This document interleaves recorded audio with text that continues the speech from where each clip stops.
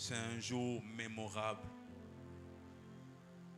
Vraiment, nous voulons écouter la parole, mais ce n'est pas nous qui allons apporter la parole ce matin. C'est un homme de Dieu bien, qui fait un grand travail à l'imiter. C'est un serviteur de Dieu, de l'imiter, qu'on a invité. Mais je me dis, je ne sais pas si on l'a invité parce qu'il est dans l'une de maison de son père. Il est dans l'une de maison. Donc la compassion lui mettait la compassion Massina, la compassion Lemba, la compassion Bibois.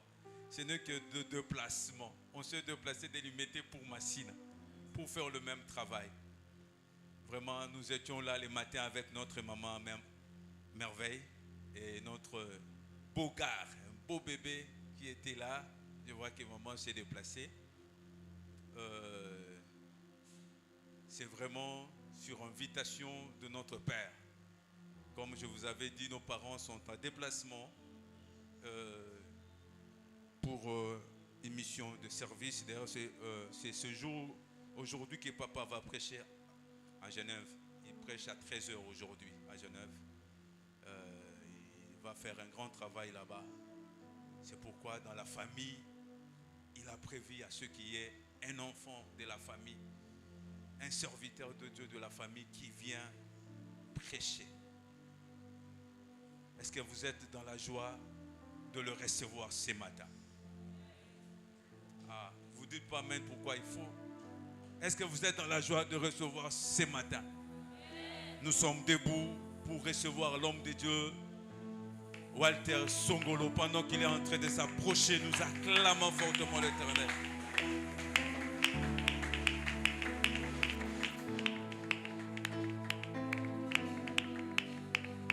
Acclamer le Seigneur, tu peux continuer à acclamer le Seigneur. Que Dieu soit béni.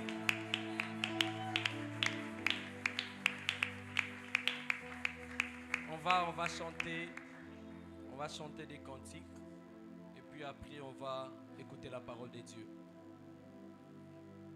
Masiaza lili c'est quoi? Asekwisi soyanga sokinga inazopema lokumwezo ngela kolo masiaza lilisekwa asekwisi nyonso yanga sokinga inazopema lokumwezo ngela nkolo kufeti kiesika na mwana pate na nzambe sokinga inazopema lokumwezo ngela nkolo Masia zali c'est quoi? Masia zali c'est quoi? Asekwisi nyonso yanga. Que Dieu ressuscite tous ceux qui étaient morts dans ta vie au nom de Jésus.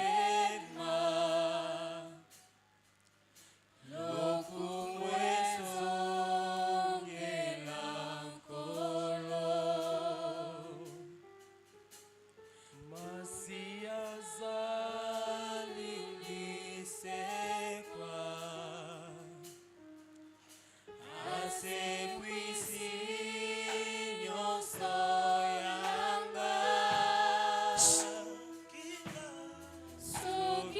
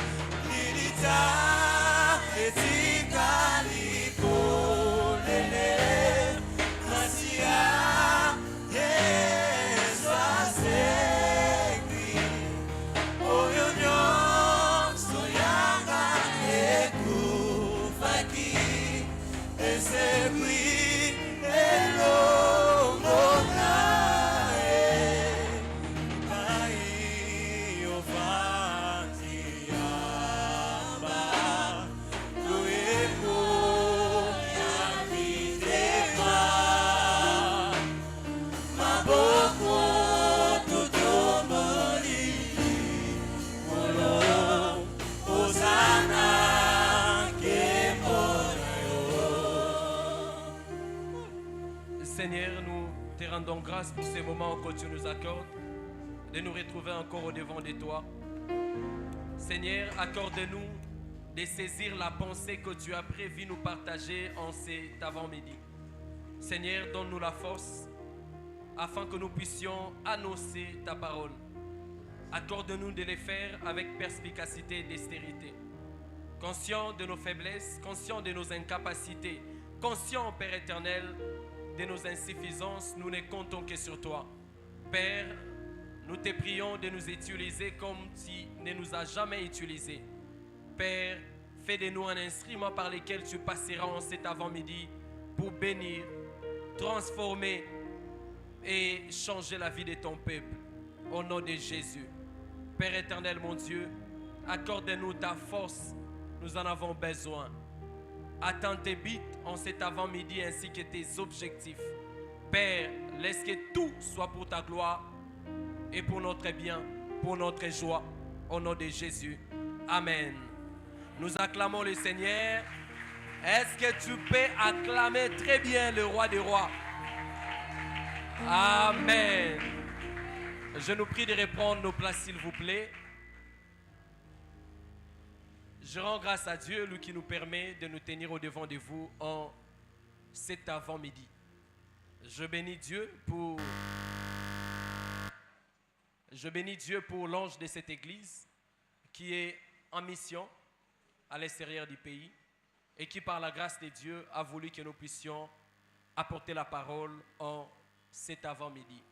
Que Dieu les bénisse là où il est qu'il les lève davantage, qu'il les oigne davantage pour les enterrer de son royaume. Je pensais que je parlais à ton Père spirituel. Amen. Je rends grâce à Dieu pour tous les serviteurs qui œuvrent à côté de lui. Vous abattez un très grand travail. Que Dieu vous bénisse abondamment. Je rends aussi grâce à Dieu pour ma femme qui m'avait accompagné avant midi, mais qui n'est pas là. Je pense que là où elle est, elle me suit en direct en ligne. On est en ligne. Je pense qu'elle est en train de me suivre. Et aussi, il y a des bien-aimés qui m'ont accompagné. Il y a l'homme de Dieu Nathan, ainsi que l'homme de Dieu Grâce. Ils vont se lever, on va acclamer le Seigneur pour eux. Que Dieu soit béni. Et je bénis Dieu aussi pour ta présence. Je crois fermement que Dieu va te bénir en ce matin. Je disais que Dieu va te bénir en ce matin. Les clavéristes vont m'accompagner. Je nous prie de nous lever, on va lire un bouquet de passages, 3 au total. Les premiers, c'est un passage que nous connaissons, nous tous. Exode chapitre 12, du 1er au 14e verset. Exode 12, du 1er au 14e verset. Je lis au nom de Jésus. L'Éternel dit à Moïse et à Aaron dans le pays d'Égypte, ce mois-ci sera pour vous le premier des mois. Il sera pour vous le premier des mois de l'année. Si c'est votre Bible, vous soulignez avec moi, il sera pour vous le premier des mois de l'année. Parlez à toute l'assemblée d'Israël et dites, le 10e jour de ces mois, on prendra un agneau pour chaque famille, un agneau pour chaque maison. Si la maison est trop peu nombreuse pour un agneau, on le prendra avec son plus proche voisin. Selon le nombre de personnes, vous compterez pour cet agneau d'après ce que chacun peut manger. Vous le garderez jusqu'au 14e jour de ces mois. Et toute l'assemblée d'Israël l'immolera entre deux soirs. On prendra de son sang et on en mettra sur les deux poteaux et sur les linteaux de la porte des maisons où on les mangera. Cette nuit même, on en mangera la chair rôtie au feu, si c'est votre Bible. Soulignez avec moi aussi, rôtie au feu. Rôtie au feu, on la mangera avec des pains sans levain et des herbes amères. Vous ne les mangerez point à demi-cuit et bouilli dans l'eau, mais il sera rôti au feu avec la tête, les jambes et l'intérieur. Vous n'en laisserez rien jusqu'au matin. Et s'il en reste quelque chose le matin, vous les brûlerez au feu. Quand vous les mangerez, vous aurez vos reins sains, vos souliers aux pieds et votre bâton à la main, et vous les mangerez à la hâte. C'est la Pâque de l'Éternel. Vous les mangerez, c'est la Pâque de l'Éternel. Cette nuit-là, je passerai dans le pays d'Égypte. Si c'est votre Bible, soulignez aussi avec moi. Je passerai dans le pays d'Égypte. Et je frapperai tous les premiers-nés du pays d'Égypte, depuis les hommes jusqu'aux animaux, et j'exercerai des jugements contre tous les dieux de l'Égypte. Je suis l'Éternel. Le sang vous servira de signe sur les maisons où vous serez. Je verrai le sang et je passerai par-dessus vous. Et il n'y aura point de plaies qui vous détruisent quand je frapperai le pays d'Égypte. Le verset 14. Vous conserverez les souvenirs de ces jours et vous les célébrerez par une fête en l'honneur de l'Éternel. Vous les célébrerez comme une loi perpétuelle pour vos descendants. Amen. Nous prenons Luc chapitre 22. Luc chapitre 22, 17e au 8e verset. Luc chapitre 22, 17e au 8e verset. Les jours de pain sans levain, où l'on devrait immoler la Pâque, arriva. Jésus envoya Pierre et Jean en disant, allez nous préparer la Pâque afin que nous la mangions. Je comprends par ces passages que la Pâque, c'est un repas. Il dit, allez me préparer la Pâque afin que nous la mangions. Romains chapitre 4, les versets 24 et 25. Romains chapitre 4, les versets 24 et 25. Je lis au nom de Jésus. C'est encore à cause de nous à qui cela sera imputé. À nous qui croyons en celui à celui qui a ressuscité des morts, Jésus, notre Seigneur, lequel a été livré pour nos offenses et est ressuscité pour notre justification. Amen. Nous acclamons le Seigneur et nous reprenons nos places. Nous acclamons, je dis nous acclamons le Seigneur. Pendant que tu acclames le Seigneur, laisse que Dieu te bénisse. Pendant que tu acclames la parole de Dieu, que Dieu te fasse passer d'un endroit à un autre. J'aimerais annoncer déjà que la Pâque veut dire Pessa, c'est-à-dire le passage. Pendant que tu acclames là, Dieu te fait passer d'une situation compliquée, d'une situation difficile à une situation facile. Dieu te fait passer d'un point A à un point B. Si tu le crois, dis avec moi Amen, Amen, Amen. Le thème que je nous propose en cet avant-midi, je l'ai intitulé par la grâce de Dieu, c'est que la Pâque nous enseigne. C'est que la Pâque nous enseigne. En d'autres termes, je parlerai de 6 choses à retenir sur la Pâque. Est-ce que tu peux dire à ton voisin 6 choses à retenir sur la Pâque? Le clavieriste va m'accompagner. La Pâque s'est déroulée dans une nuit. Et cette nuit, c'était une nuit terrible. Parce que quand on parle de la Pâque, nous voyons des choses. Il y a la Pâque sans S, qui est une fête en commémoration de la sortie des enfants d'Israël en Égypte. Parce que, comme nous venons de le lire dans Exode, on voit comment l'Éternel, à travers Moïse, est en train de dire aux enfants d'Israël que vous célébrerez ces jours et vous garderez ces souvenirs. Vous les célébrerez comme une loi perpétuelle. Donc, les enfants d'Israël fêtent la Pâque pour commémorer leur sortie de l'Égypte. Et ces jours-là, les jours où ils sont sortis de l'Égypte, c'était une nuit terrible. Parce que la Pâque s'est déroulée dans une nuit. Une nuit terrible, pourquoi? Parce qu'il y avait des choses mystérieuses et audibles qui se sont passées ces jours-là. Ces jours-là, il y avait des pleurs dans toutes les maisons d'Égypte.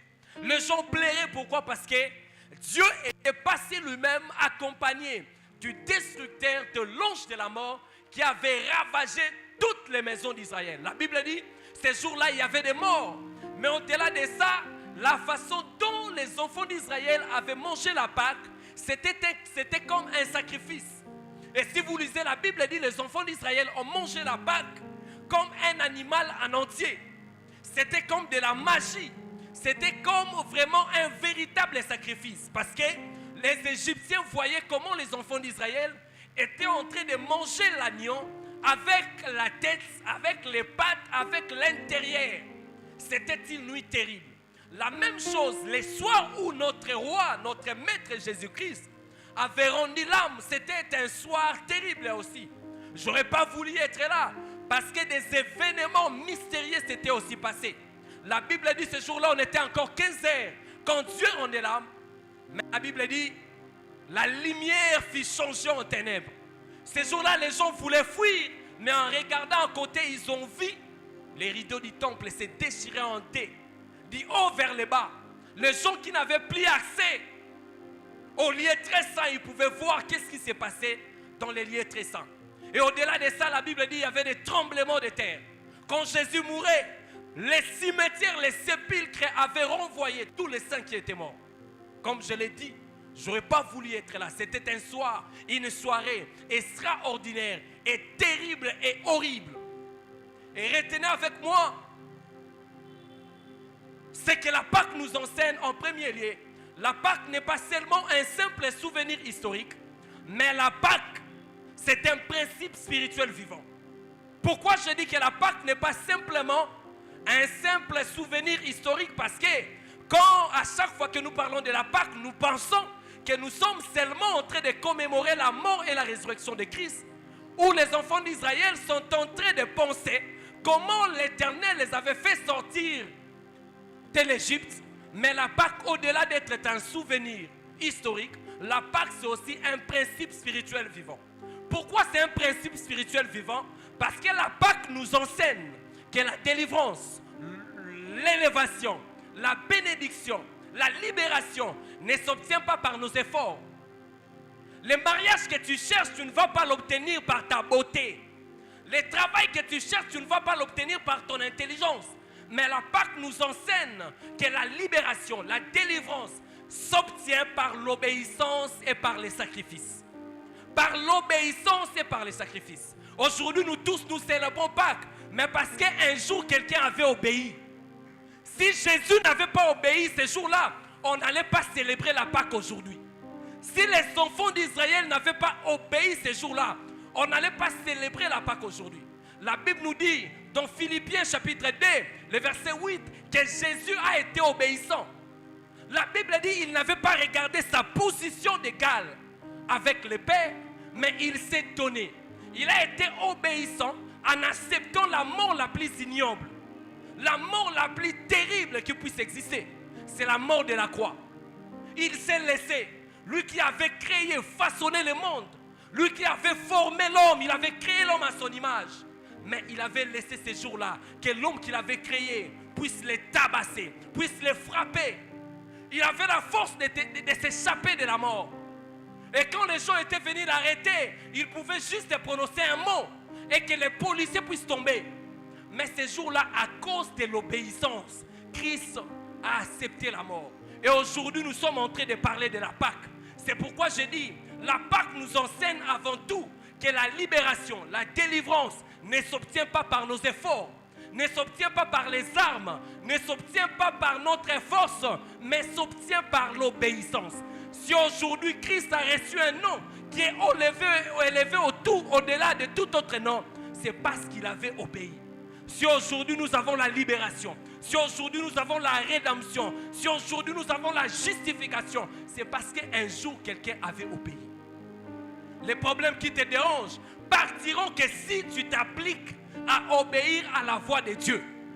Aussi longtemps que tu vas continuer à désobéir à la parole de Dieu, tu ne verras pas la délivrance. Les enfants d'Israël ces jours-là, ils devraient manger l'agneau.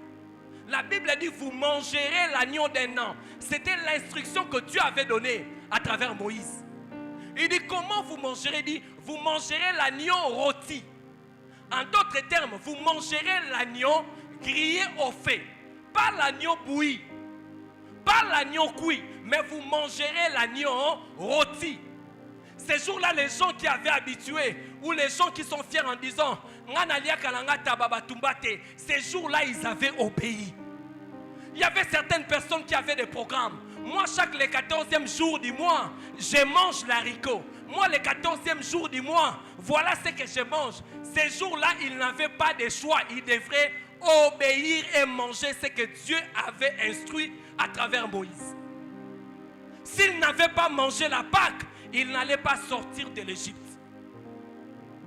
Ce qui m'étonne encore, si vous lisez ces passages, la Bible dit, mangez l'agneau avec la tête, les pattes et l'intérieur.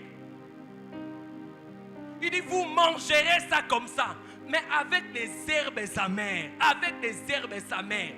Donc les gens, les enfants d'Israël, quand ils mangeaient l'agneau pascal, ils pleuraient parce que c'était amer. Non!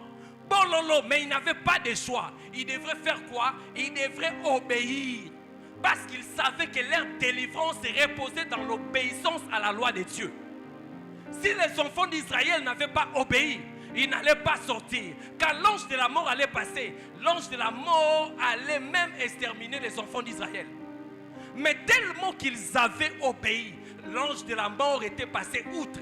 C'est la raison pour laquelle aujourd'hui on parle de la Pâque. Aujourd'hui on parle de la Pâque. Les enfants d'Israël ces jours-là, je ne cesse d'imaginer les scènes, comment cela s'était déroulé. Il y a certaines personnes qui pleuraient. Même les enfants, ils étaient obligés de manger les herbes amères. C'est que Dieu te demande d'accomplir. Pour toi, tu vois comme si c'est difficile. Pour toi, tu vois comme si c'est amer. Mais sache-le que ta libération est attachée à l'obéissance. Sache-le que les problèmes qui te dérangent là partira que le jour où tu vas obéir à la loi de Dieu. Tu peux crier, beau crier, oui, la Pâque, Christ est mort et ressuscité. Mais ces simples souvenirs va devenir un principe spirituel vivant dans ta vie les jours où tu vas obéir à la loi de Dieu.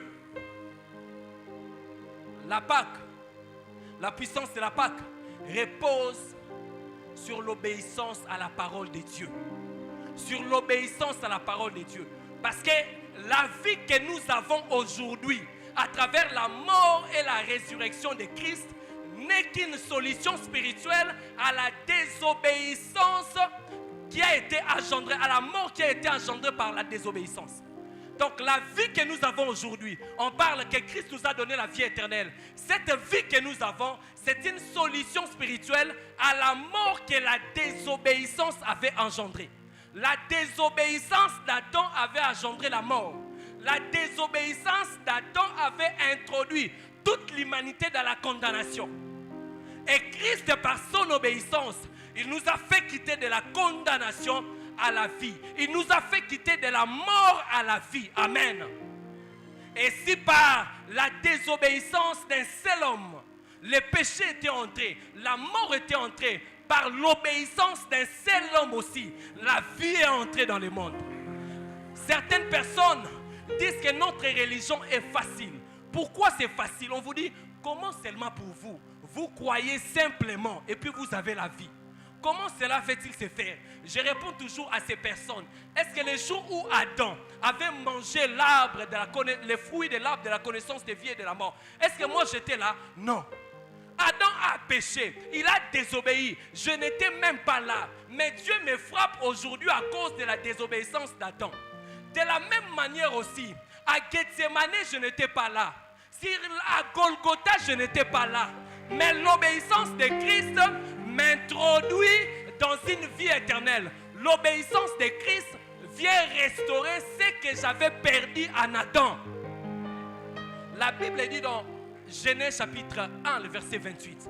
Après avoir créé l'homme, la Bible dit, Dieu les bénit et dit, soyez féconds, multipliez-vous, remplissez la terre. J'aime, la Bible dit, il dit, dominez sur les poissons de la mer, dominez sur les oiseaux du ciel, dominez sur toute espèce qui se met sur la terre. Donc Dieu, en me créant, et d'abord il m'avait créé à son image. Dès il m'a rempli du pouvoir, il m'a rempli d'autorité. Mais malheureusement, quand Adam a désobéi, tout ce que Dieu avait enfoui en moi, tout ce que Dieu avait mis en moi était parti. Mais ce que j'aime, quand Christ vient, il dit dans Luc chapitre 10, le verset 19, il dit, voici je vous ai donné. Il ne dit pas, voici je vous donne le pouvoir. Mais il dit, voici je vous ai donné. Donc il rappelle à ses disciples ce qu'il avait dit dans Genèse chapitre 1, le verset 28. Il dit, voici je vous ai donné le pouvoir. Donc tout ce que l'homme avait perdu à cause de la désobéissance d'Adam, nous les récupérons à cause de l'obéissance de Christ. Pendant que je suis en train de parler, j'aimerais crier, déclarer comme un prophète que Dieu restaure toutes les choses qui étaient mortes dans ta vie. Je pensais que je déclarais sur la vie de quelqu'un que Dieu restaure ton travail que tu avais perdu à cause de la désobéissance. Laisse qu'en cet avant-midi, que Dieu les restaure au nom de Jésus. Laisse qu'en cet avant-midi, que Dieu te les redonne au nom de Jésus. La Pâque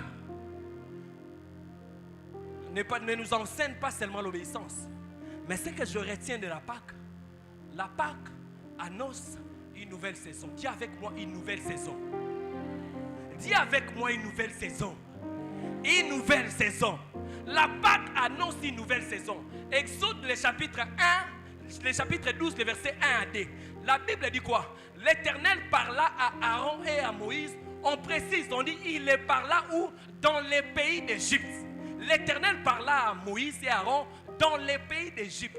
Le verset 2, la Bible dit, ces mois-ci sera pour vous. Donc ils étaient dans le pays d'Égypte, mais la Bible dit, ces mois sera pour vous. Il dit, ça sera pour vous l'un des premiers mois.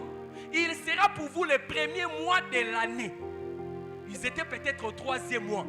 Ils étaient peut-être au 4e mois. Mais quand la Pâque est arrivée, Dieu a dit, c'est fini. Oh, vous ne serez plus dans le 4e mois. Vous êtes maintenant dans le mois de Nissan. Il dit, ce mois ici, ça sera pour vous le premier des mois.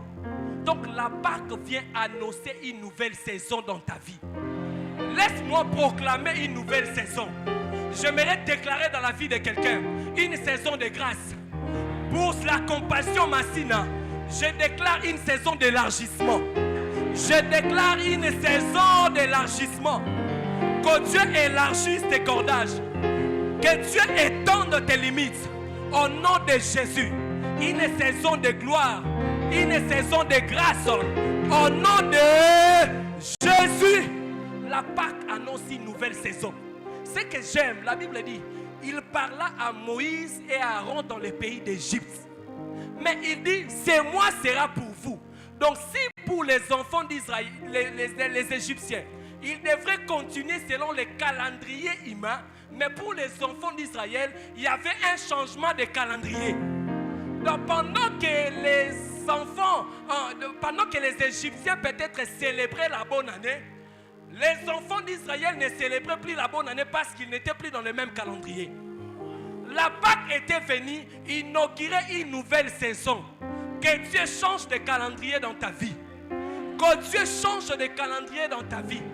Ce que j'aime encore, si la Pâque juive était venue changer de calendrier, la Pâque chrétienne, avec la mort et la résurrection de Christ, vient nous introduire dans la saison de grâce.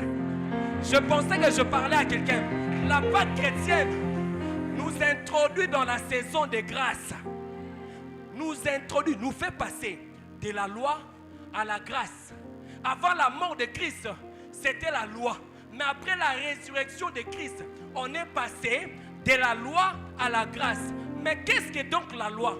La loi, c'est tous les efforts que l'homme fournit pour atteindre Dieu. Mais la grâce, c'est les efforts que Dieu fournit pour atteindre l'homme.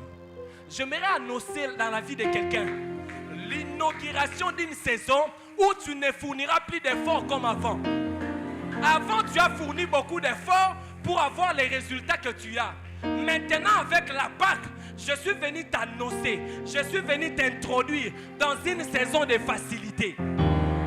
Une saison de facilité. Toi-même, tu ne peux pas comprendre comment les choses vont arriver. Les choses vont arriver parce que nous sommes dans la Pâque. Pâque veut dire la saison de grâce. Dieu va t'introduire là où les critères établis par les hommes te disqualifient. La grâce viendra te qualifier. Des endroits où tu ne pouvais pas entrer avec ton intelligence, la grâce te fera entrer. Des niveaux que tu ne pouvais pas accéder parce que tu ne remplissais pas les critères, la grâce viendra te prendre par la main et te fera entrer au nom de Jésus. J'aimerais déclarer dans la vie de quelqu'un, là où les principes établis par les hommes te disqualifient, laisse que la grâce te qualifie au nom de Jésus. Là où les principes que les hommes ont établis t'ont disqualifié, que la grâce te qualifie au nom de Jésus. Une saison de grâce, une saison de grâce. Ces jours-là, les enfants d'Israël, ils sont passés de l'esclavage à la liberté. Ils étaient esclaves dans le pays d'Égypte. Mais à cause de la Pâque, ils n'étaient plus restés esclaves. Ils sont passés de l'esclavage à la liberté. Que Dieu te fasse passer aussi de l'esclavage à la liberté au nom de Jésus. Oui, peut-être tu es esclave de l'alcool, mais que Dieu te délivre de cela. Que Dieu te délivre de cela au nom de Jésus. Peut-être tu es esclave de l'argent. Tu cours derrière l'argent, mais en ce matin, je suis venu annoncer que Dieu te fasse quitter. Que Dieu te fasse quitter cette situation. Que l'argent puisse devenir ton esclave. Que l'argent puisse devenir ton esclave. Au nom de Jésus de Nazareth. La Pâque annonce une nouvelle saison. Ce que j'aime, quand Dieu vient, il modifie les principes établis par les hommes. Les hommes avaient établi des principes. Mais j'aimerais choquer les religieux. Il y a certains principes que Dieu modifie qui ont été établis par lui-même. Quand la grâce arrive, il ne modifie pas seulement les principes établis par les hommes. Il modifie même les principes qui ont été établis par Dieu lui-même. Je pensais que je parlais à quelqu'un. La grâce viendra modifier les principes que Dieu lui-même a établis. Que Dieu te fasse accéder à ces choses. Que Dieu te fasse accéder à une saison où tu auras des résultats sans effort. Une saison où tu auras des résultats. Les gens vont se poser des questions. Mais comment il est arrivé là? Toi-même, tu ne sauras pas expliquer. Mais comment je suis arrivé là? C'est la main de Dieu. La main de Dieu qui agit. La Pâque annonce aussi l'intervention divine. Dis avec moi, l'intervention divine. L'intervention divine. Oh, pendant que tu es en train de dire intervention divine, que Dieu intervienne dans ta vie au nom de Jésus. Non, je disais à quelqu'un, Que Dieu intervienne dans ta vie au nom de Jésus. Que Dieu intervienne. Ce que j'aime, quand Dieu intervient, il met fin à toutes les situations compliquées. La Pâque annonce l'intervention divine. Exode chapitre 12, le verset 12. Exode chapitre 12, on va voir ce que la Bible dit. Exode 12, 12.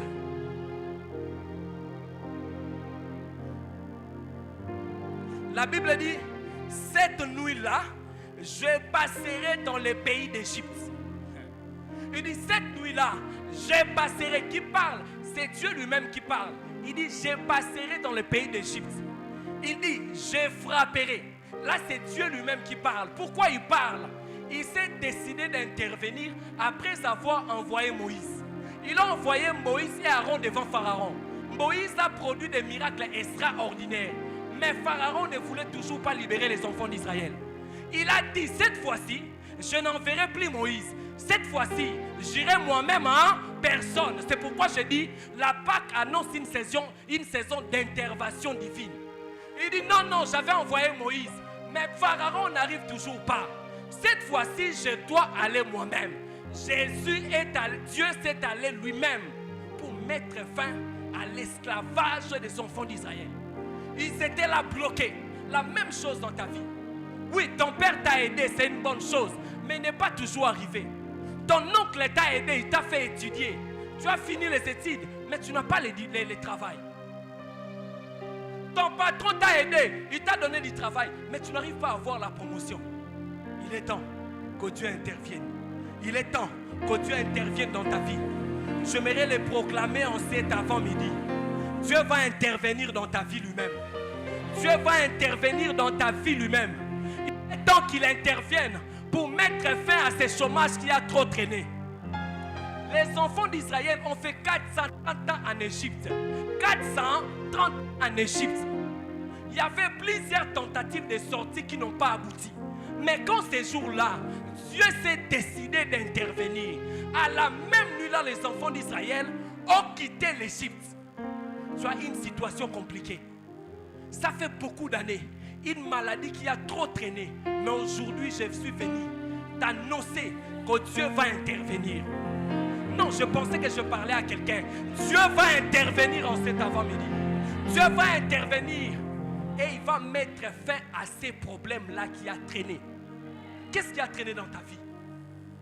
Est-ce que c'est une maladie? Qu'est-ce qui a traîné dans ta vie? Est-ce que le travail, le mariage? Soyez rassurés qu'en cet avant-midi, à la sortie de ces cultes, non, avec l'intervention de Dieu, que les hommes veulent ou pas, que mon oncle soit d'accord ou pas, que mon père soit d'accord ou pas, Dieu est déjà entré en jeu. Dieu est entré en jeu. Il va mettre fin à cette situation. Il va mettre fin à ces problèmes. Quand Dieu intervient, il modifie, je disais, même les principes qu'il a lui-même établis. Jean chapitre 5, le verset 4.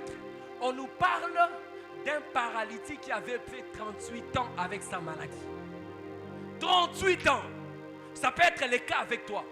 Depuis que tu as fini les études, ça fait 10 ans que tu n'as pas de travail. Tu as atteint l'âge de te marier, mais tu ne te maries pas. Tu es comme ce paralytique qui avait fait 38 ans. Depuis que tu as commencé le travail, tu n'as pas de promotion. Tu es comme ce paralytique. Et ce jour-là, les principes étaient connus. Pour être guéri, pour être délivré, il y avait 3 principes. Il faut, 1, que l'ange descende. Premier principe. Deuxième principe, il faut que l'eau entre en mouvement. Troisième principe, il faut que tu te jettes en premier dans l'eau. Voilà les 3 principes qui étaient établis pour avoir la guérison. Mais il y avait un jour, dis avec moi un jour. Il y avait un jour, il y a eu ce qu'on appelle l'intervention de Dieu. Dieu s'était décidé d'intervenir. Il dit c'est fini. Si je laisse comme ça, ce paralytique va mourir sans pour autant être guéri. Il a tellement fourni des efforts pour m'atteindre, il n'arrive pas. Mais moi maintenant, je vais me déplacer. Je vais fournir les efforts pour l'atteindre. C'est pourquoi certaines personnes disent que la grâce est l'injustice de Dieu à la manière des hommes. Je pensais que je disais à quelqu'un, la grâce est l'injustice de Dieu à la manière des hommes.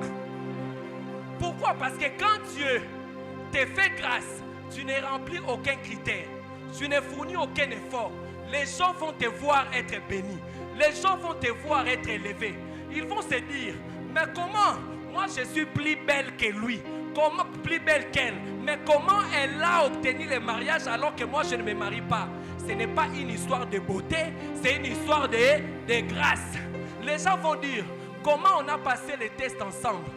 Moi je suis plus intelligent que lui. Mais comment il a obtenu ce travail alors que moi j'ai échoué? Ce n'est pas une question d'intelligence, c'est une question de grâce. Ce jour-là, la piscine personnifiée était venue en personne. Ce jour-là, les maîtres de l'ange étaient venus en personne. L'ange n'était pas... Les gens attendaient que l'ange descende. Non. Le maître de l'ange a dit, je t'ai envoyé. Mais malheureusement, tu guéris certains, mais pas d'autres. Aujourd'hui, je vais moi-même y aller. Je vais intervenir. La Pâque est une saison d'intervention divine. Et ce jour-là, quand il était arrivé, le Messie qui avait fait 38 ans avait obtenu son miracle de façon automatique et par grâce. Laisse-moi te dire, si les autres ont leur guérison, ont leur délivrance, ont leur miracle mouillé, toi tu auras ton miracle à sec. Toi tu auras ton miracle à sec. Pour les autres, ils doivent passer les tests pour être embauchés. Toi tu ne passeras pas les tests. On va t'embaucher. Dans la même entreprise là, tu vois, dans la même entreprise là où on t'avait chassé, on va t'appeler. Tu vas commencer dans cette même entreprise. Si les autres, il fallait passer les tests, toi, tu ne passeras pas les tests et tu vas commencer. Tu seras surpris, on t'appellera. Viens commencer ici. Tu vas te poser la question. Mais comment ça, je n'ai pas déposé mon CV? On va te dire, c'est Dieu lui-même qui est intervenu pour ton problème. Ces jours-là, tous les principes qui ont été établis à la piscine de Bethsaïda étaient mis en branle. Pourquoi? Parce qu'il y avait l'intervention de Dieu. L'intervention de Dieu. La même chose. Luc chapitre 22, le verset 42. On nous parle de Marie. Marie de Magdala. Et Marie, la mère d'André. Ils étaient partis. Mais elle se disait, qui ôtera, Luc 42, 16, 17. On dit, qui ôtera pour nous la pierre? C'est qu'elle ne savait pas. Elle n'était plus dans le temps de la loi, où elle devrait fournir les efforts elle-même pour enlever la pierre. Elle était déjà dans le temps de la grâce parce que Jésus était ressuscité. Et dans le temps de la grâce, on ne fournit plus d'efforts. Et Dieu a pris soin d'intervenir, de venir lui-même pour enlever la pierre. Elles étaient surprises. En arrivant, elles ont trouvé la pierre enlevée. Mais qui a enlevé? Peut-être ce matin tu te poses des questions. Mais qui roulera pour moi la pierre? Qui va me recommander pour que j'aille ce travail? Mais qui va me brancher pour que j'obtienne ce que je veux? Peut-être c'est aussi le cas pour toi. Tu te poses des questions. Laisse-moi te dire que Dieu s'est intervenu ce matin pour toi. Dieu est intervenu pendant la Pâque pour résoudre ton problème, pour t'accorder ce que tu as besoin au nom de la Pâque. C'est un appel à l'évangélisation. Peut-être tu vas te poser la question. Mais c'est quoi ça? Évangélisation dans la Pâque? Oui, la Pâque c'est un appel à l'évangélisation.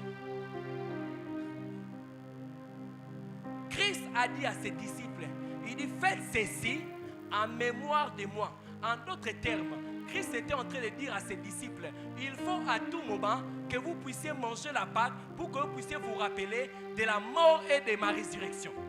À d'autres termes, à chaque fois que nous célébrons la Pâque, nous devons non seulement nous rappeler de la mort et de la résurrection de Christ, mais nous devons annoncer cette mort et cette résurrection partout dans le monde.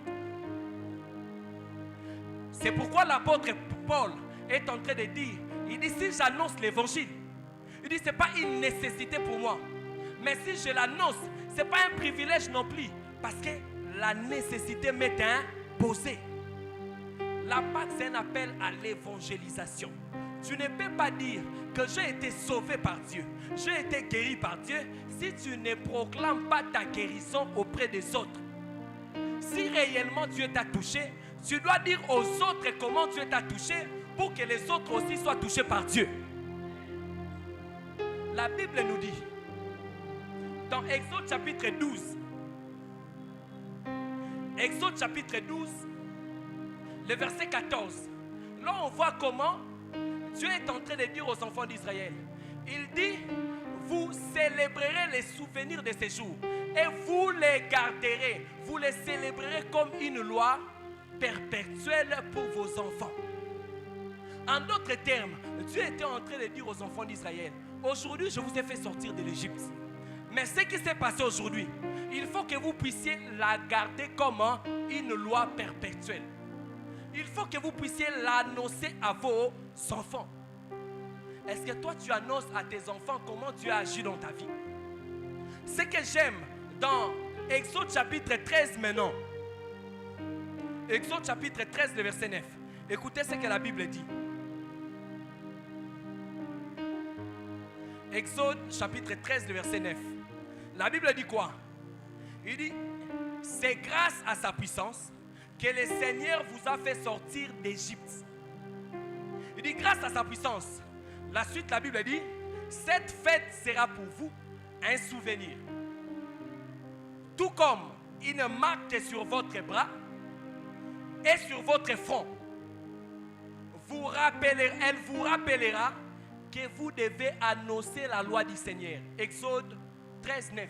Il dit, cette fête, donc la Pâque, doit vous rappeler que vous devez annoncer la loi du Seigneur. Or, si nous ne sommes plus dans la loi, donc la Pâque doit nous rappeler que nous devons annoncer la mort et la résurrection du Seigneur. Il dit, ça sera gravé pour vous où? Sur les bras et au front. Quand tu mets quelque chose sur ton front, tu fais la publicité. En d'autres termes, Dieu disait aux enfants d'Israël, il faut faire la publicité de comment je vous ai fait sortir de l'Égypte.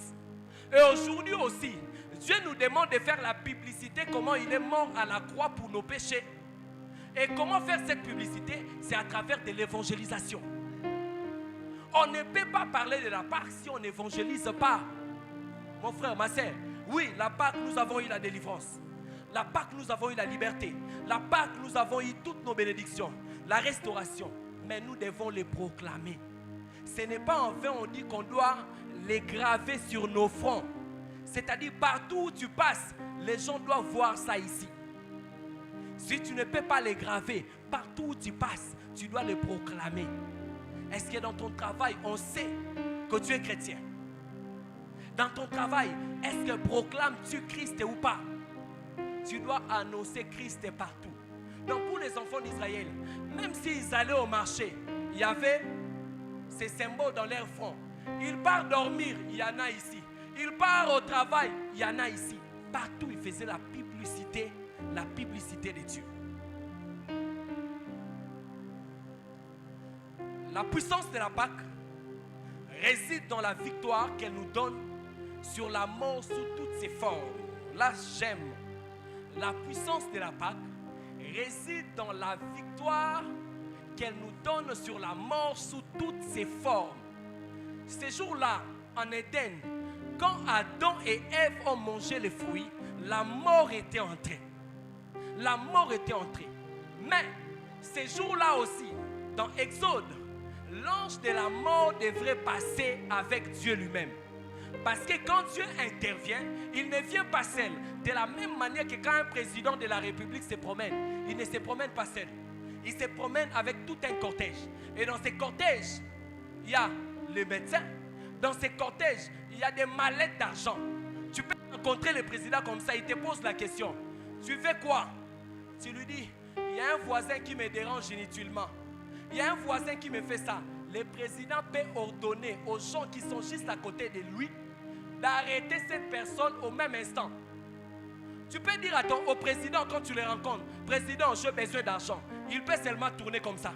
il donne l'instruction, vous lui donnez de l'argent. La même chose, quand Dieu intervient, il ne vient pas seul. De la même manière que dans Exode, quand Dieu a intervenu, il n'était pas venu seul, il était venu avec les destructeurs qui avaient détruit le fils premier-né d'Israël. Mais ce que j'aime, il n'avait pas seulement détruit le fils premier-né, il avait même détruit les animaux. Mais la Pâque nous épargne de la mort. La mort que nous avons obtenue par la désobéissance d'Adam, tout cela est effacé à cause de l'œuvre de la croix, à cause de la Pâque. Mais cette victoire que nous avons, ce n'est pas une victoire qui s'arrête sur la mort spirituelle, ni encore sur la mort physique, mais ça touche même tous les aspects de nos vies. Parce qu'ici, quand on parle que même les animaux devraient mourir, les animaux à l'époque constituaient la richesse des nations. Donc on mesurait la richesse des nations par le nombre de têtes de bétail qu'ils avaient. Maintenant, quand l'ange de la mort était passé, il devrait détruire même la richesse. La même chose dans Genèse, quand l'homme a péché, Dieu a maudit non seulement l'homme, mais tout ce qui est à l'homme. Dieu lui a dit, tu mangeras la sueur de ton front. Il dit, tu cultiveras, la terre te donnera des épines. C'était la mort. Parce que la mort en grec veut dire éthanatos. Éthanatos, c'est une mort qui affecte tous ceux qui nous entourent sans toucher à notre âme.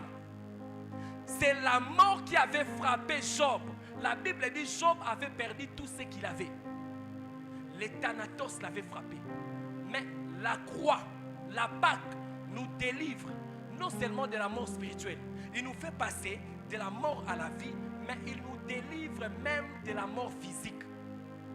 Donc j'aimerais annoncer dans la vie de quelqu'un la résurrection de tous ceux qui étaient morts dans ta vie.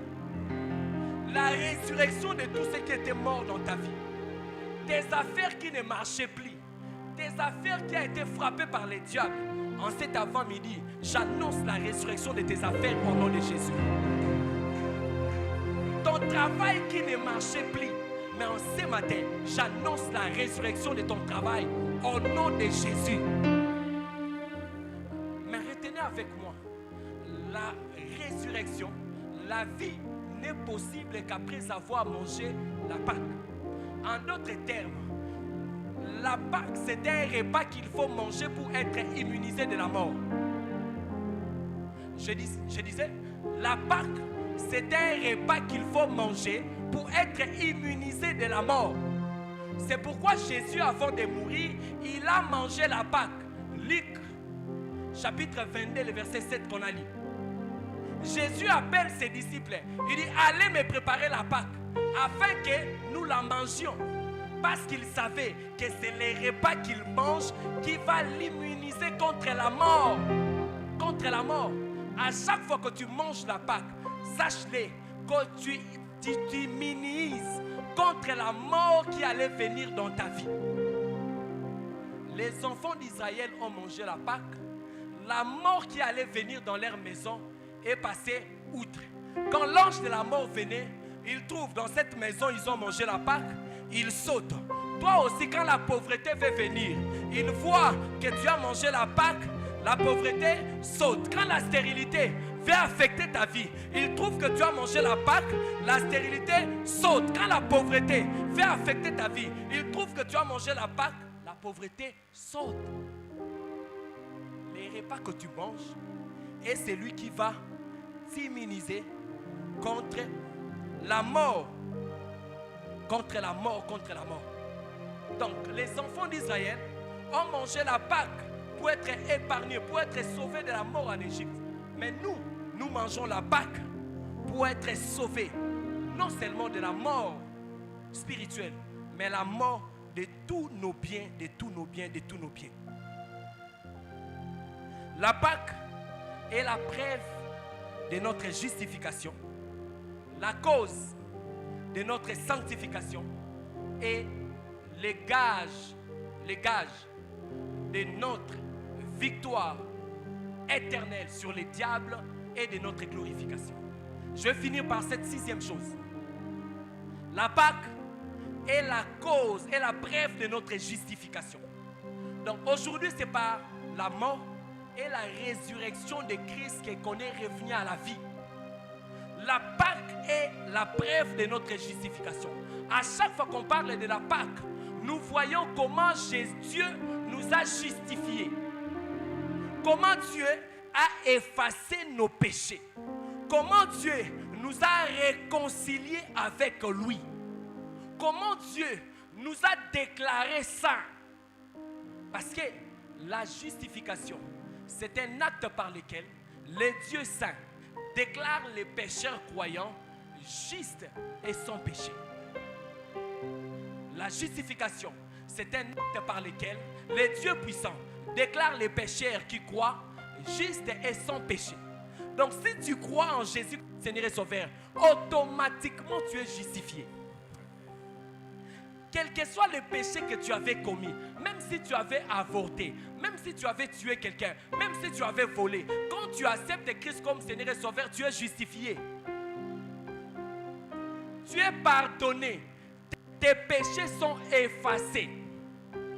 La justification, ce n'est pas une liberté conditionnelle qu'on nous accorde. Ce n'est pas une mesure de grâce. Mais la justification veut dire l'acquittement. Dieu t'acquitte. Il te considère comme si tu n'as jamais commis un péché. Quelle que soit la grandeur, la hauteur, le nombre de fois où tu as péché, quand Dieu te justifie, tous tes péchés sont effacés. C'est pourquoi la Bible dit, si quelqu'un est en Christ, il est devenu une nouvelle créature. Une nouvelle créature. Si avant tu avais volé et qu'après avoir donné ta vie en Christ, on t'appelle voleur, il faut dire que moi je n'ai jamais volé.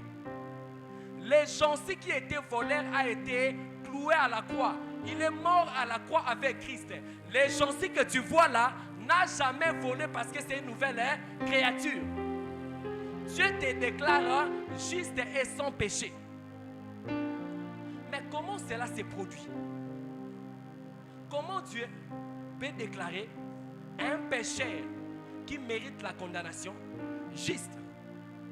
La justification que nous avons, c'est une justification gratuite, une justification que nous avons obtenue à travers l'œuvre de la croix. C'est une justification parce que quelqu'un d'autre a payé le prix à notre place. Parce que Dieu est amour, mais Dieu est aussi saint et juste.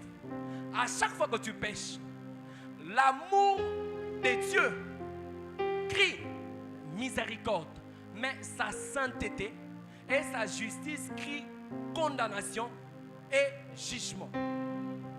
À chaque fois que tu pêches, Dieu est comme juste, Dieu est comme saint, comme il ne peut pas cohabiter avec le péché, il doit te juger et te condamner.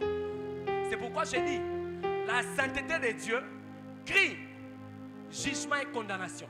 Alors que son amour crie miséricorde et pardon.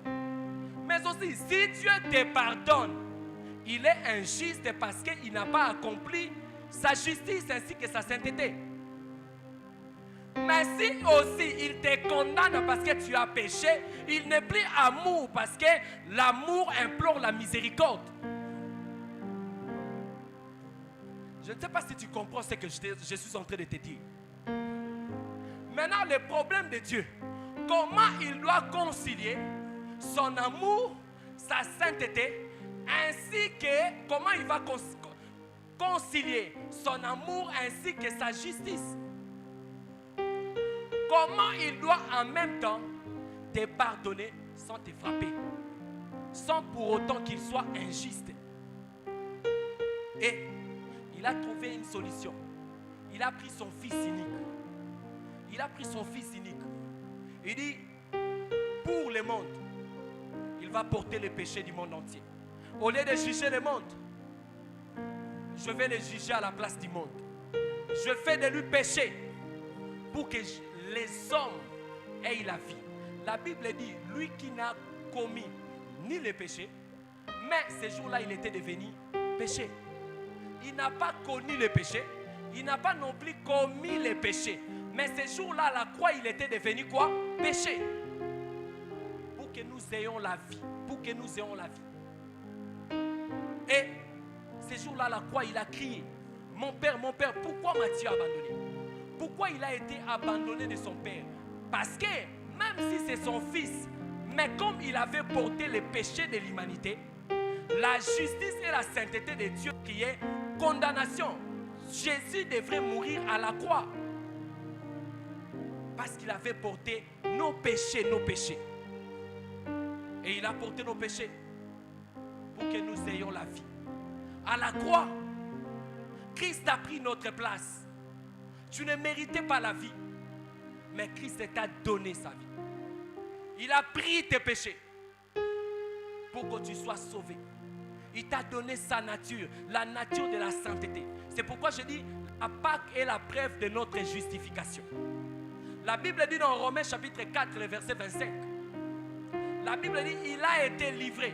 Il a été mort pour nos péchés et ressuscité pour notre justification. Il est mort pour nos péchés, ressuscité pour notre justification. Il est ressuscité pour que nous puissions avoir la vie éternelle. Il est ressuscité pour que nous puissions avoir la solution à nos problèmes. Et quand il ressuscite, il nous donne sa nature. C'est pourquoi on dit, la Pâque n'est pas seulement la preuve de notre justification, mais la Pâque est aussi la cause de notre sanctification. La mort et la résurrection de Christ nous accordent d'être saints. C'est pourquoi l'apôtre Jean dit dans Apocalypse que ceux qui sont saints se sanctifient davantage. Donc nous avons déjà obtenu gratuitement la sainteté par la mort et la résurrection de Christ. Maintenant, nous devons prouver cette sanctification par notre vie de tous les jours. La cause de notre sanctification, mais aussi les gages de notre victoire sur les diables. Victoire sur les diables. À la croix, la Bible dit, Christ a dépouillé les autorités et les dominations. Donc Christ nous a donné la victoire éternelle sur les diables. Les diables aujourd'hui ne peuvent plus rien contre moi parce que j'ai la victoire à la croix. Je vais appeler 3 frères. Je vais finir par là. 3 frères en veste, s'il vous plaît.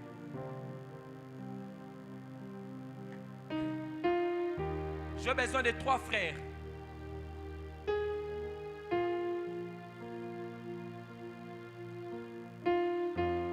Oh, Shadebai. Que Dieu m'aide à t'expliquer ces choses. Le frère, il est Christ. Il est Jésus, comme Jésus. Le frère au milieu, c'est le pécheur. Donc c'est l'homme pécheur.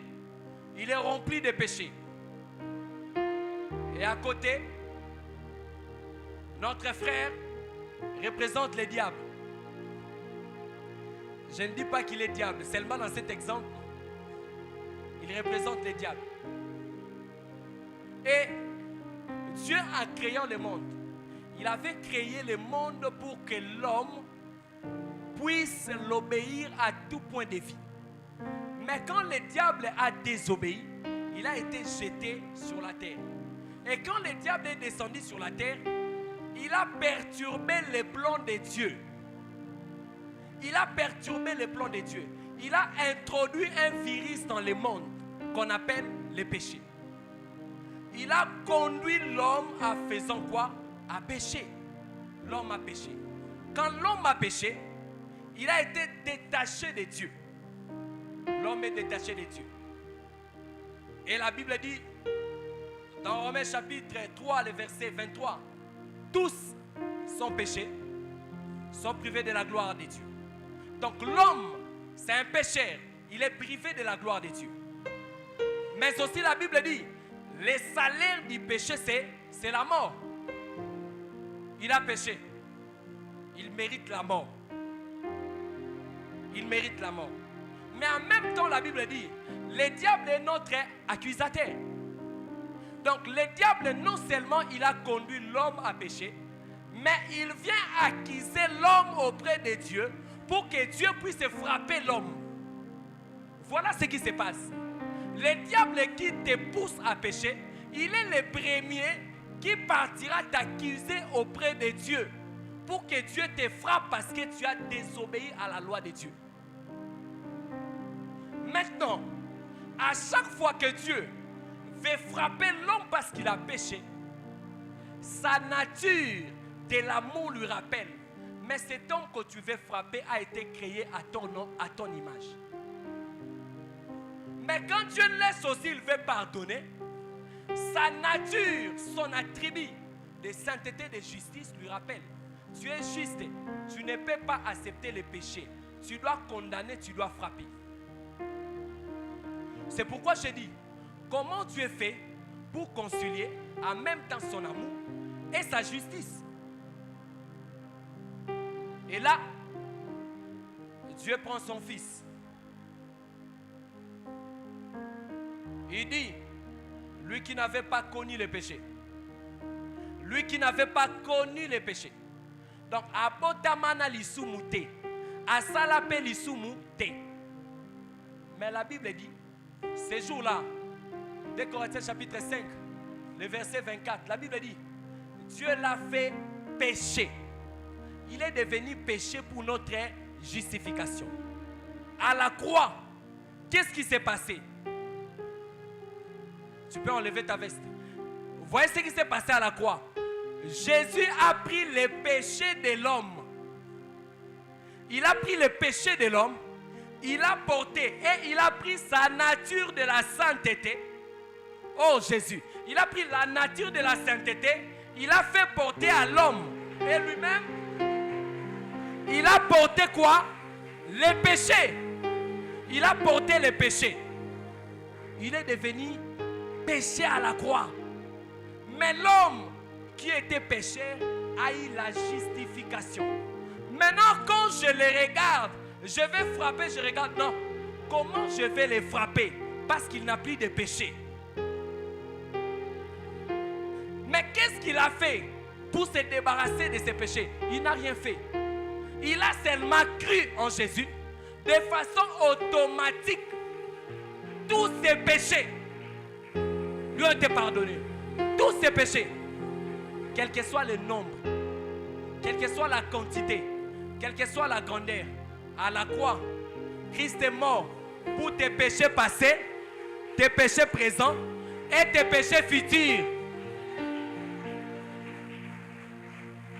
Christ a pris sa place. Mais si Christ meurt seulement avec les péchés de l'homme, Christ va résoudre un problème à moitié. Que Dieu m'aide à t'expliquer cela. Christ est revêtu.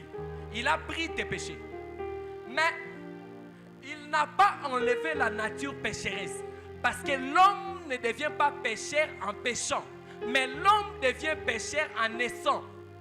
Il est déjà pécheur en naissant parce qu'il naît dans le péché. Le péché d'Adam. À chaque fois que tu es né d'une femme et d'un homme, tu as la nature pécheresse. Même si depuis que tu es né, tu n'as jamais commis les péchés. Mais le fait seulement pour toi d'être le descendant d'Adam, automatiquement, tu as en toi la nature du péché. Maintenant, Jésus devrait accomplir et respecter et résoudre les problèmes en entier. Et qu'est-ce qu'il a fait? Il a porté les péchés. La Bible dit dans Genèse, chapitre 3, le verset 15. Je mettrai une inimitié entre la femme et les serpents, entre ta postérité et la postérité des serpents. Ta postérité écrasera les serpents, mais la postérité du serpent fera quoi? Il va blesser ta postérité au talon. Cela annonçait déjà la croix, la mort et la résurrection de Christ. En d'autres termes, le seul homme sur la terre qui est né sans la sémence de la femme, c'est Jésus. Donc quand on parlait de la postérité de la femme, on parlait déjà de Jésus. Mais on nous dit que le diable qui est le serpent doit blesser Jésus au talon. Et en même temps, Jésus doit écraser la tête du serpent. Qu'est-ce que cela nous enseigne? Jésus n'avait pas connu le péché. Quand il était sur la terre, son sang n'était pas infecté. Il n'y avait pas de péché dans son sang. En d'autres termes, il n'avait pas la nature pécheresse. Il ne pouvait pas résoudre les problèmes du péché en entièreté s'il ne goûtait pas dans son sang du péché. C'est pourquoi les serpents, en blessant les talons de Jésus, lui a communiqué les péchés dans le sang. Parce que quand un serpent est mort, son venin entre dans le sang. Je ne sais pas si tu comprends ce que je dis. Quand un serpent est mort, son venin n'entre pas dans tes nez, dans tes os, mais son venin entre dans le sang.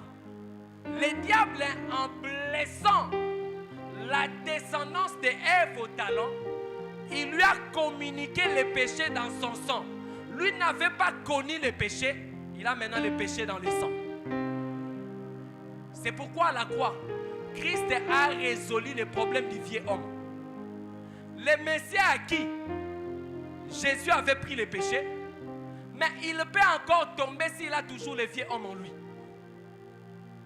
Il a péché, Dieu dit oui, je pardonne tes péchés, je l'enlève. Mais si le péché n'entre pas dans le sang de Jésus, et que Christ ne meurt pas à la croix avec son sang souillé, le Messie va encore pécher. C'est pourquoi je me suis toujours posé la question quand je lis ces passages. Pourquoi Dieu avait permis que les serpents puissent mordre les talons de Jésus ou de la descendance? Donc c'est comme si tu es tout puissant, tu te bats avec quelqu'un, la personne la mère, mais quand même il t'a blessé ici. Tu vas sortir, ah, na bêtis, au bêtis, mais yépe, à zokisio. Mais comment cela est possible? Et c'est alors que j'ai compris, le sang de Jésus devrait être affecté. Et Jésus, quand il est monté à la croix, il est monté non seulement avec les péchés que nous commettons, mais il a résolu aussi l'origine, la source du péché qui était dans le sang. Mais ce que j'aime, comme il avait obéi, on a lu Luc chapitre 22, le verset 8. La Bible dit, Jésus, quand il avait senti sa mort prochaine, il a fait quoi? Il a appelé ses disciples et dit, allez me préparer la Pâque afin que je la mange. Donc Christ, il savait que la Pâque qu'il allait manger allait l'immuniser contre la mort. C'est pourquoi Christ n'est pas mort avant la Pâque. Il est mort après avoir mangé la Pâque parce qu'il savait que les repas qu'il allait manger allaient réunir et neutraliser la force du venin du Satan. Christ, il est mort le premier jour, le deuxième, le troisième jour. Qu'est-ce qui se passe? La Pâque qu'il avait mangée a attiré le venin du serpent qui était dans le sang, l'a réuni, l'a transformé et a permis à Jésus d'anéantir, d'écraser la tête du serpent. Et Christ, ressuscitant, il est ressuscité sans péché. Mais ce que j'aime, il est ressuscité avec un habit de gloire. Je ne sais pas si tu comprends. Christ, quand il est ressuscité, la Bible dit, c'est pourquoi Dieu l'a souverainement élevé et lui a donné un nom qui est au-dessus de...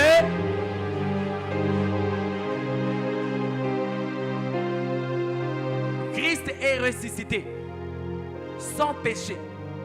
Lui qui avait pris les péchés de l'homme, il a porté, mais en ressuscitant, à cause de l'obéissance, il est sorti sans péché. Pas de péché, mais il est sorti glorifié. Son Père l'a glorifié, mais en écrasant la tête du serpent. Écraser veut dire anéantir. Anéantir veut dire rendre néant. C'est pourquoi la Bible nous dit dans Colossiens chapitre 2, le verset 13 à 14, Il dit, il a dépouillé les dominations et les autorités. Il les a rendus publiquement au spectacle en les clouant à la croix. Donc Jésus a anéanti les diables. Les diables qui venaient à tout moment accuser l'homme. Les diables qui venaient à tout moment attaquer l'homme. Il n'a plus de force car il a été anéanti. Ton oncle est sorcier qui vient te déranger à tout moment n'a plus de force sur toi. Ton grand-père sorcier qui vient te déranger sur toi, il n'a plus de force à cause des lèvres de la croix. À cause des lèvres de la croix. Ce que j'aime, la Pâque est le gage de notre glorification. Cette histoire ne va pas se terminer sur la terre. Cette histoire va se terminer au ciel. Car la Bible dit dans Romains chapitre 8, le verset 28 au verset 30, il dit ce qu'il a justifié, il a aussi quoi? Glorifié. Donc Christ nous réserve la glorification. Et ce jour-là, dans la Jérusalem céleste, nous serons glorifiés. Pendant les noces de l'agneau, il y aura la joie. La Bible déclare, nous porterons des couronnes de gloire. Tout ce que nous avons perdu, nous allons les récupérer. Ça sera une fête extraordinaire en notre honneur. Une fête avec une nourriture qui sera préparée par les anges. Une fête avec une musique qui sera jouée par un DJ ange. Tout cela parce que nous avons obéi. Tout cela à cause de la Pâque. Est-ce qu'on peut s'élever? On peut s'élever. J'irai là-bas parmi les anges, près d'Emmanuel, me consoler, passant mon temps à la louange, dire à Jésus un grand merci. Oh, j'irai là-bas.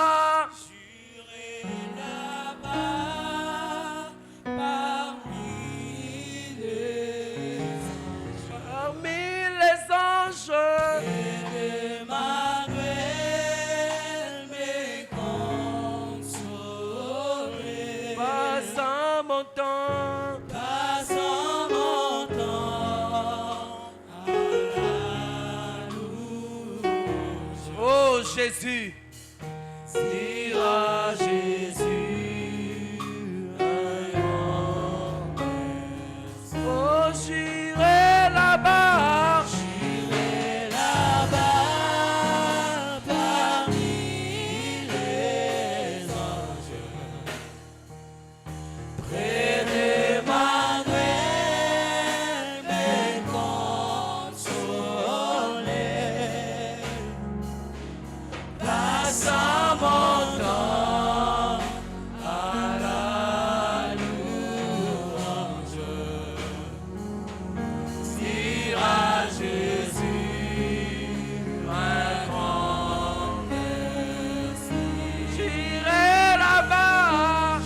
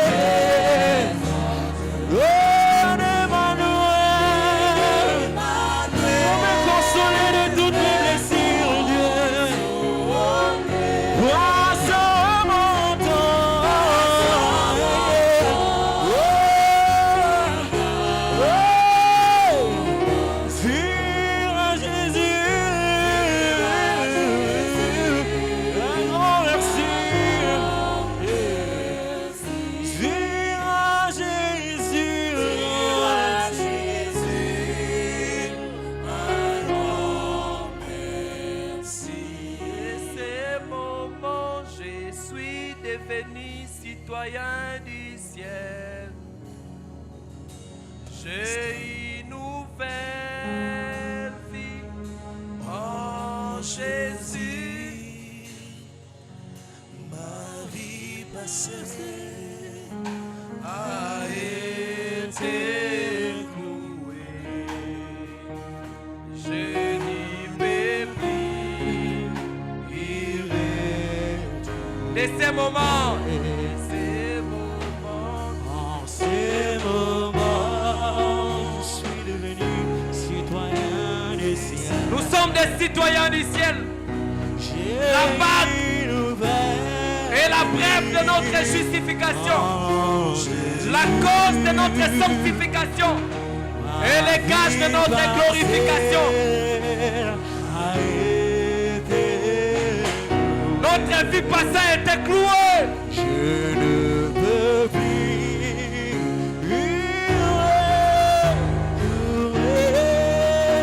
retourner sur la parmi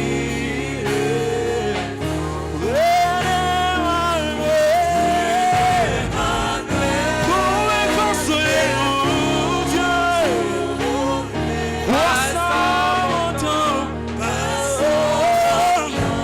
à la louange, ensemble avec les anges, lui dire merci, merci.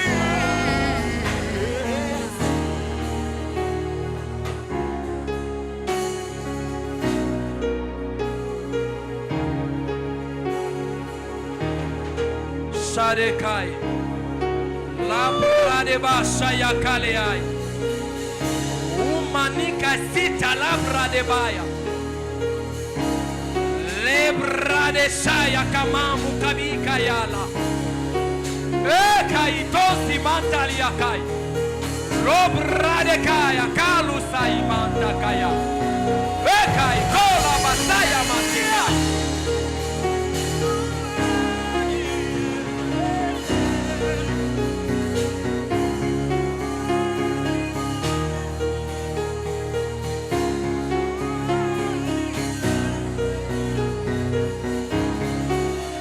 Shakale mantaria kai. Chamanteli kazuta là-bas. Je vois une échelle. Je vois une échelle monter. Et je vois les anges sont en train de monter et descendre. Je vois les anges en train de toucher le cœur. Je vois les anges dans les rangées en train de toucher le cœur. Je demandais à Dieu ce que cela signifie. Il me dit qu'il est en train de donner l'assurance du salut. Il est en train de donner l'assurance du salut. Toi qui ne crois pas que Dieu t'a pardonné, je vois les anges en train de dérouler. Ils sont en train de toucher le cœur. Obtiens l'assurance du salut au nom de Jésus. Obtiens l'assurance du salut. Obtiens l'assurance du salut. Shadebakaya.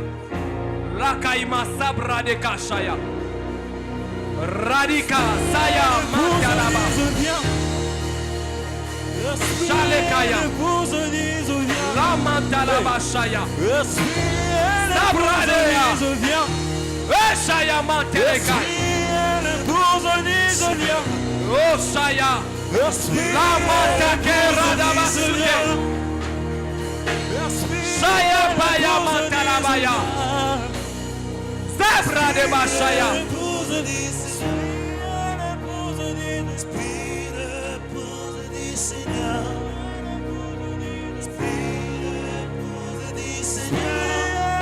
Shakai. Que Dieu intervienne, intervienne, intervienne. Que Dieu intervienne dans ta vie. Que Dieu intervienne dans ta vie. Que Dieu intervienne maintenant. Tu sortiras d'ici avec la solution. Shabbat. Le problème qui t'a dérangé longtemps va rester ici. Obtiens ta guérison. Ta guérison au nom de Jésus. Au nom de Jésus. Au nom de Jésus. Au nom de Jésus.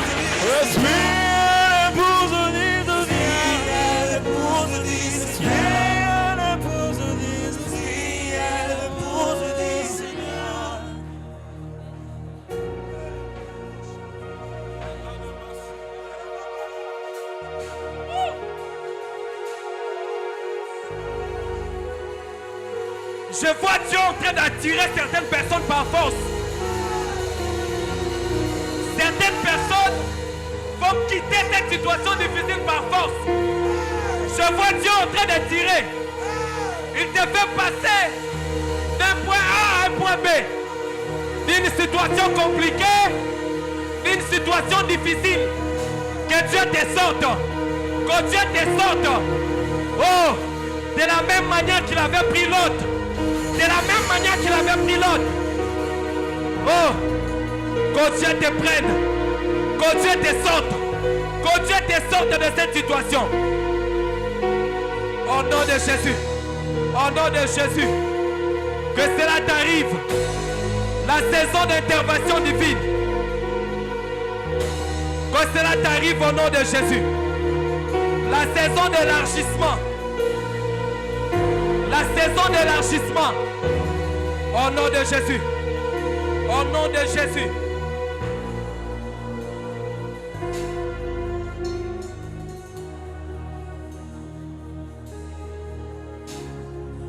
Que Dieu te libère de l'emprise du diable. Quiconque est lié par le diable, je proclame ta liberté en ce matin au nom de Jésus. Tu es libre. Tu es libre. Tu es libre. Tu es libre. Au nom de Jésus. Je déclare ta délivrance. Partout où on avait caché ton élévation. Partout où on avait mis tes diplômes, ton travail, ton mariage, ton élévation, ton commerce, tes études. Oh Jésus, de partout où on l'avait lié, de partout où on l'avait mis, j'annonce la libération et la délivrance. J'annonce la libération.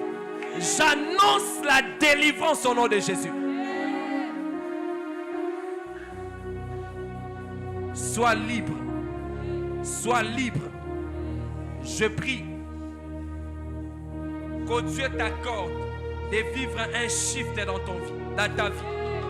Dans tous les domaines de ta vie. Qu'un shift soit opéré maintenant.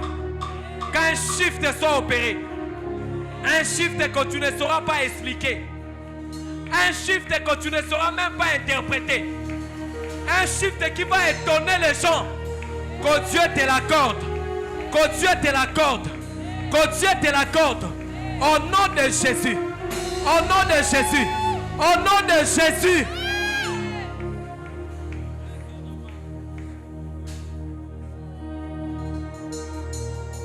Le travail que tu as longtemps cherché, que Dieu te le donne avec facilité. Que Dieu te le donne avec facilité.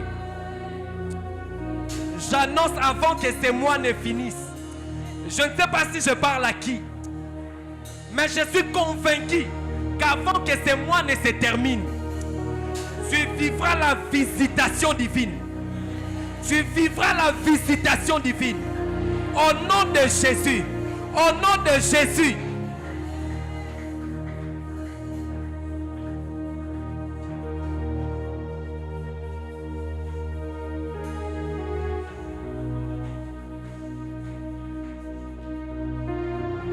Là où tu ne pouvais pas entrer par ton intelligence, que Dieu te fasse entrer au nom de Jésus.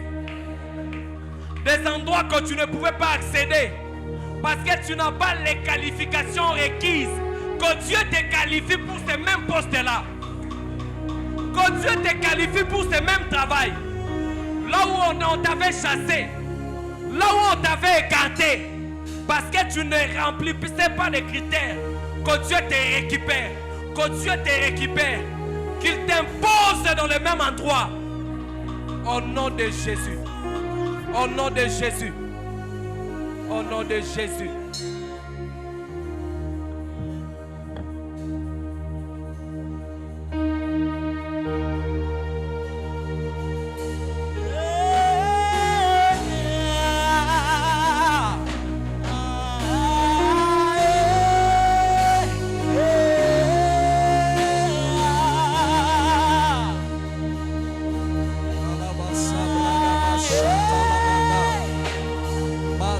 Radashata Badabaka. Orata bagaske prete de shanda la talabraha. Marada baka sopra da bashamde le brazi kantalabaya. Rosia mantala basota. Zimena de bekampara da bahazia branda la da ha. Ratala masanda la baha.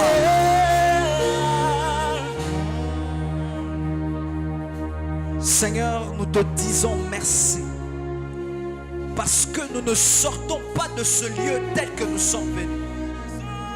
Merci parce que ce lieu s'est transformé en un lieu de rendez-vous, Seigneur. Merci pour tes anges qui ont rencontré de vie. Merci parce que les choses perdues sont retrouvées. Merci parce que des destinées perdues sont retrouvées. Merci Seigneur parce que tu changes de choses. Nous n'avons pas entendu seulement ce message, mais nous allons le vivre. Merci pour la vie derrière ce message. À toi soit l'honneur. À toi soit la gloire. Au nom de Jésus-Christ, nous t'acclamons Seigneur.